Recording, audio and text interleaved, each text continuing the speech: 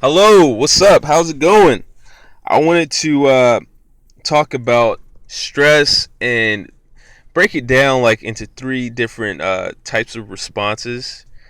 Basically, you have shock, you have flight or fight, and you have tension.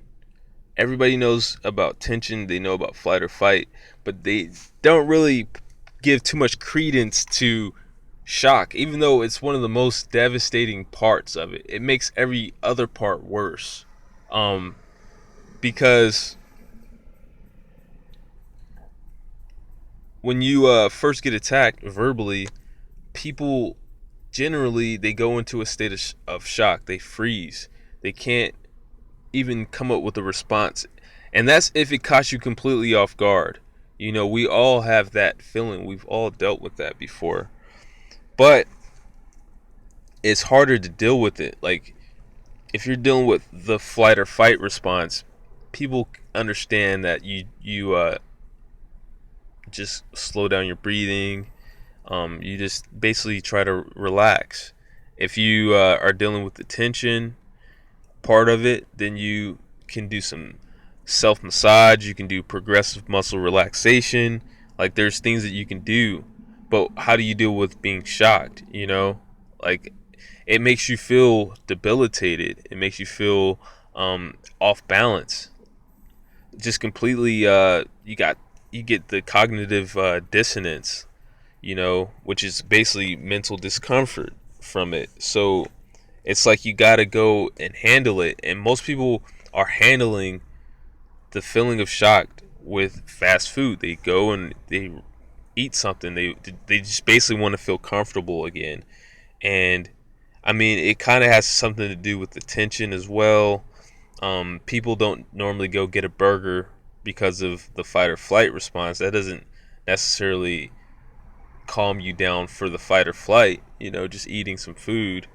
But normally dealing with the tension or the shock of it, people will go and eat some fast food, and it has devastating effects on the population. They say 610,000 people die a year from heart disease.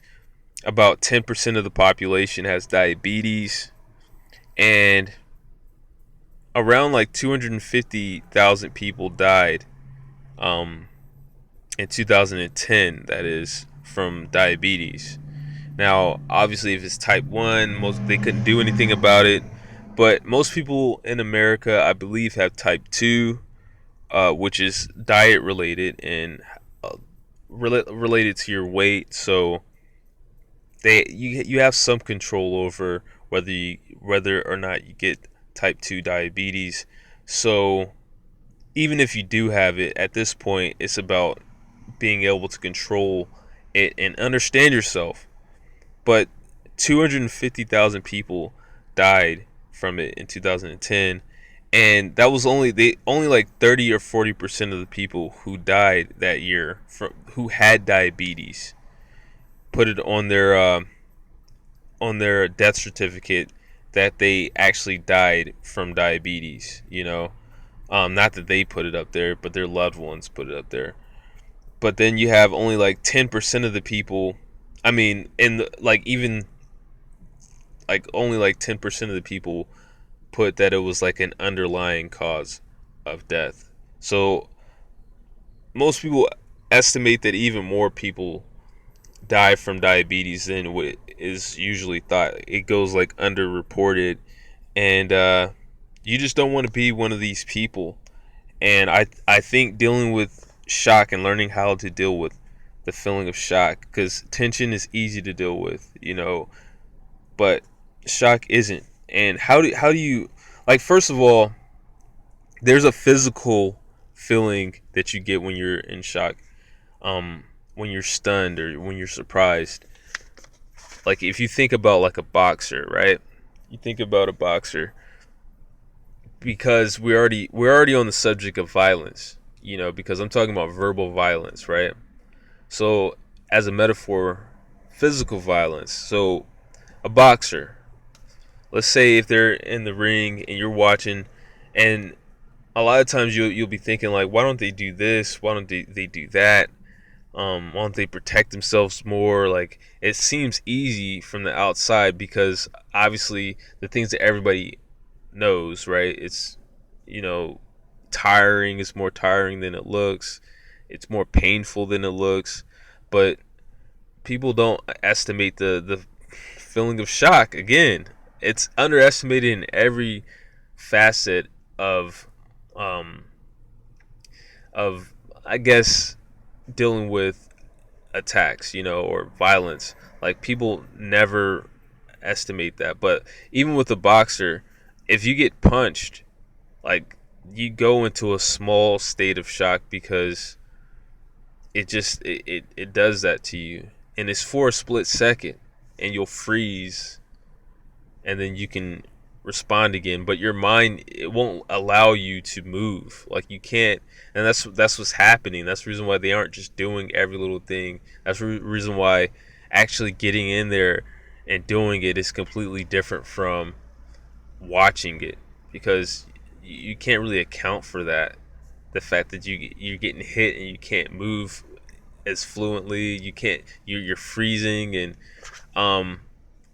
And this is the same thing in real life, like, where everyday life, I should say, where you deal with a verbal assault, and you can think about what you should have said, or you can see somebody else getting verbally assaulted and think about what they could say. But again, you're surprised. So that's the reason why most of the time, if somebody truly surprises you, you won't have anything to say. Like, you'll stand there and just be, stunned, and that's their plan. But how do you deal with that feeling? How do you deal with that feeling? Because again, you feel off balance once you feel this way. And I believe that you deal with it with anticipation. You come into the game thinking that everybody's going to verbally assault you. And I wouldn't say that going in thinking that everybody's going to do it. Just think that each person that you're about to talk to is going to say something to cause you to not only be assaulted or feel stunned, but also to go and get some fast food. Like, literally have that in the front of your mind, and it'll deal with a lot of it. It'll take care of a lot of that, because you don't want to end up like these other people. It's really hard to turn down food. I understand that, because I'm the same way. Like, I go and buy fast food all the time. Every time I feel like really stressed, I'm the same way. Like, I'll go and buy fast food. But what's been helping me is, anticipating it more, so that I'm calmly aware of it. I'm not creating a self-fulfilling prophecy, because it's really just dealing with the reality. I think more a self-fulfilling prophecy can be, and in this case would be, oh, now since you thought that you're going to be attacked by each person that you're talking to, that they do attack you, and you kind of created that with your thoughts. But my thing is that if it's actually happening, though, which it is, though, um, no, you're not being attacked by every single person, but it's happening a lot. So you're actually kind of thinking about it in a realistic way. How do I know it's happening a lot? Because I can actually see people do it throughout the day, and then you just see the long lines at the end of the day at Popeyes. I mean, have you tried to get chicken at the end of the day at Popeyes? It's a long wait. So it's happening, and people are dealing with it by eating, and it takes a toll on your money as well. But the main idea of this is to go in specifically knowing that they might cause you to go and get some fast food. Not even might.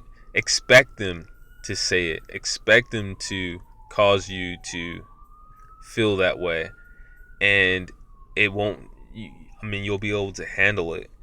And I got this idea. I don't know. Like, I think I've explained this a couple times. But again, from a fighter, it was an MMA fighter. His name is Nate Diaz, and he talks about like going and competing on in all these triathlons, and